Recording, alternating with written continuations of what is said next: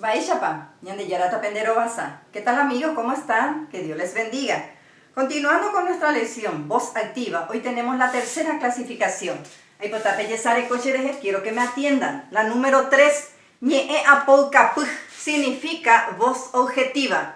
Concepto, Oje Shauka, Oyapo Hatenbiapo Aba, Tenamumba Ari. Ñeku, Poro y Bae, que traducido quiere decir: el sujeto realiza la acción en personas o animales indeterminadas. Utiliza la partícula poro con personas, imbae con animales. Antes de continuar, una aclaración. Con el objeto de evitar confusiones, considerando que en varios libros la partícula poro correspondía a la voz susuntiva.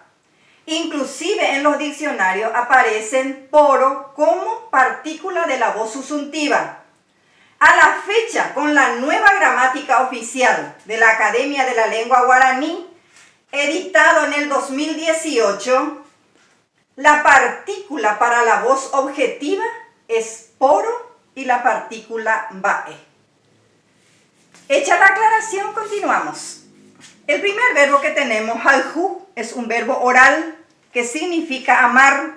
Tenemos los pronombres personales she, de, jae, ñande, ore, pen, jaecuera, y las partículas de número y persona, are, o, ya. En ñande, ya, si el verbo es oral, y ña, si el verbo es nasal, ro, pe, o. Luego se coloca la partícula de la voz objetiva poro y a su lado el verbo, en este caso, halju, y se conjuga de esta manera: she aporo halju, de reporo halju, jae oporo halju, ñande yaporo halju, orero poro halju, pee peporo halju, jaecuera oporo halju, que traducido quiere decir: yo le amo, tú le amas, él le ama, nosotros les amamos.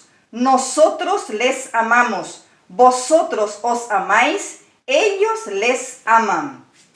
El segundo verbo, mosé. Mosé es un verbo nasal por la me y por la tilde nasal que lleva la vocal e, que significa expulsar. Nuevamente tenemos los pronombres personales, las partículas de número y persona. Tenemos en ñandeña porque el verbo es nasal. Se le coloca la partícula de la voz objetiva poro y a su lado el verbo mosé. Y se conjuga así: she aporo mosé, de reporo mosé, jae oporo mosé, ñande ñaporo mosé, orero poro mosé, pepe poro mosé, jaecuera oporo mosé. Que traducido quiere decir: yo le expulso, tú le expulsas, él le expulsa, nosotros les expulsamos, nosotros les expulsamos, vosotros os expulsáis, ellos les expulsan. Nos vamos en el otro ejemplo, mbandive, con animales. La partícula mbae solamente se usa con animales. El verbo yuca es un verbo oral y significa matar.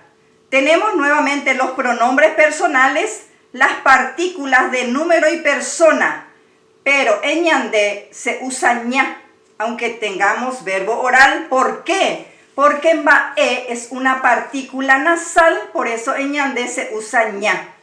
Se le agrega la partícula de la voz objetiva mbae y luego el verbo yuca, y se conjuga así: she mbae yuca, dere mbae yuca, jae mbae yuca, ñande ñambae yuca, orero mbae yuca, pepe mbae yuca, jaecuera mbae yuca.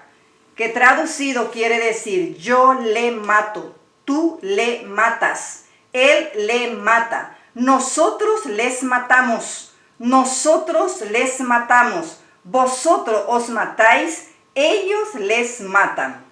También, Shara, ejemplo, les traje dos oraciones.